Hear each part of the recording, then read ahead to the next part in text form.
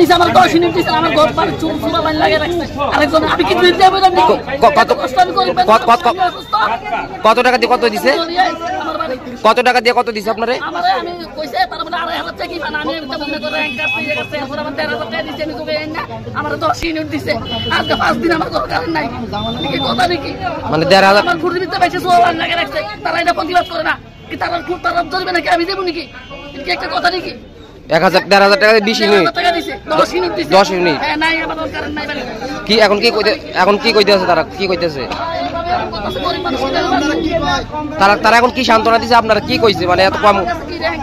কম্পিউটারে দেখাইতে আছে আমার বলে আমি উড়ে লেখা তারা কই উড়ে না মানে এখন টাকা দিলে আবার দিব না দিছি আর আমারে 1,500 টাকা দিছি আর আমারে 10 ইউনিট দিছে আমার কারণ নাই ওনার 5 দিন ধরে পাইছে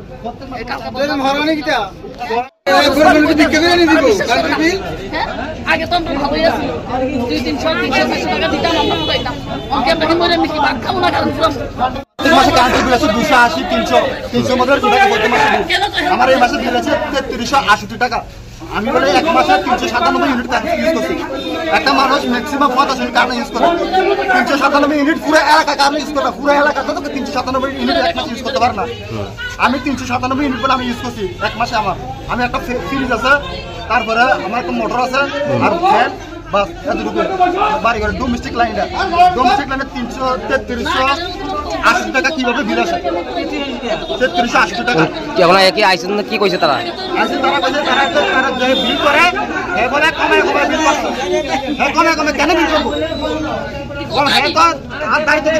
মানে আগে কমায় করছে এখন এক লোক আইছে কারণ আমার যা বিল তাই দেওয়া মাসে মাসে 280 300 150 200 1000 আমার রেকর্ড আছে প্রত্যেক মাসে আমার কারেন্টের বিল আমি মাসে মাসে আবার ডিউ হওয়ার আগে দিয়ে দিই আমার যদি যে আছে বিল করে টাকা দিয়ে